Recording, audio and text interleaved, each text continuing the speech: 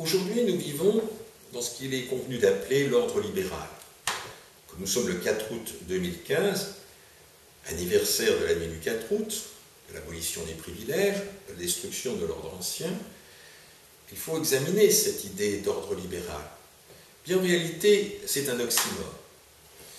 Alors, bien sûr, les économistes s'interrogent, disent, vous évoquez le libéralisme, mais vous devriez préciser. Est-ce qu'il s'agit d'ultralibéralisme, de monétarisme, d'ordolibéralisme, de néoclassicisme, de keynésianisme?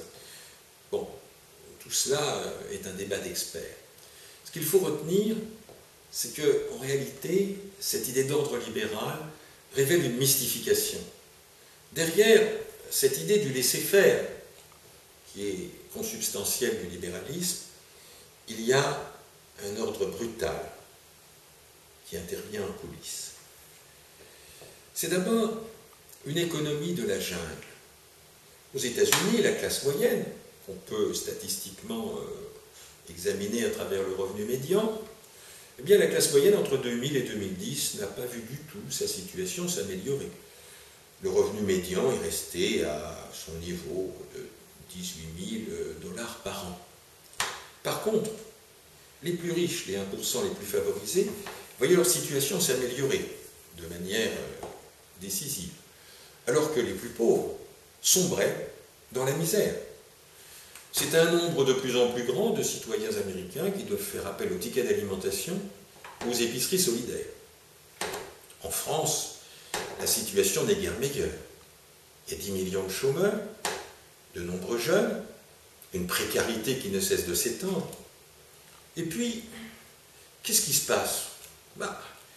Le 10 juillet dernier, il n'y a pas très longtemps, a été promulguée la loi Macron. Qu'est-ce que c'est que cette loi Macron? C'est tout simplement un renforcement de la précarité, un renforcement de l'exploitation des salariés par les employeurs. Donc c'est bien une économie de la jungle. Mais cette économie de la jungle, bien entendu, s'accompagne d'un ordre policier.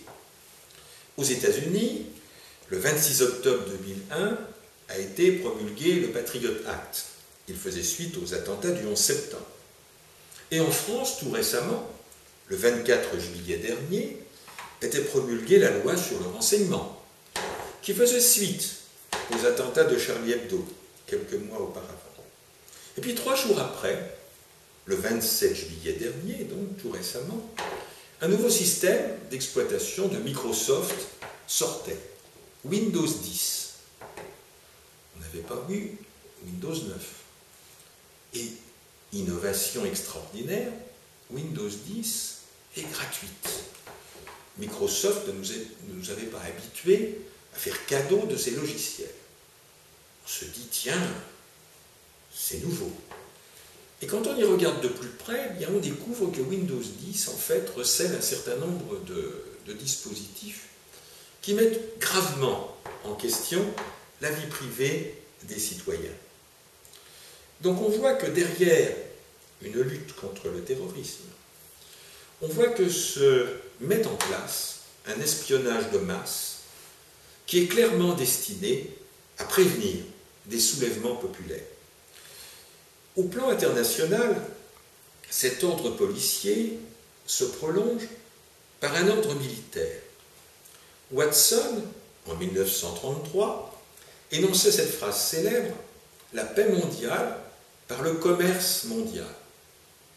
5 ans après, en 1938, il était décoré de l'ordre de l'Aigle par Adolf Hitler en personne. À quoi assistons-nous aujourd'hui au plan international? Bien à l'installation, dans de nombreuses régions du monde, du chaos. On a des centaines de milliers de morts à déplorer, essentiellement des civils. Ce sont ces guerres d'Irak, de Libye, de Syrie, et à nos portes, la guerre en Ukraine. Il faut voir que l'économie libérale peut jouer dans le domaine de la société civile. Mais quand il s'agit de l'ordre militaire, ce n'est pas du tout le marché ou la main invisible qu'on observe. Aujourd'hui, par exemple, il y a une liaison très intime entre la réserve fédérale et le Pentagone.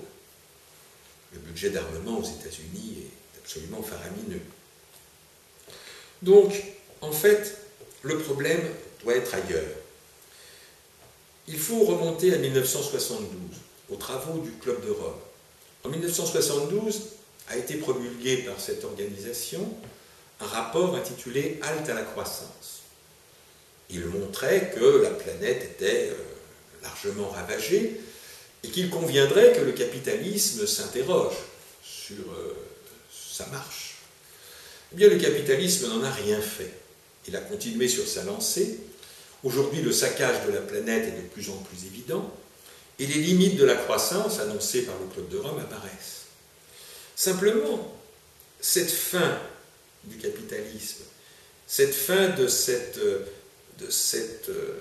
destruction des ressources naturelles, de cette mise en esclavage d'une masse de plus en plus grande de gens, on pourrait voir comme une fin du capitalisme en réalité, eh bien, ça se termine plutôt mal.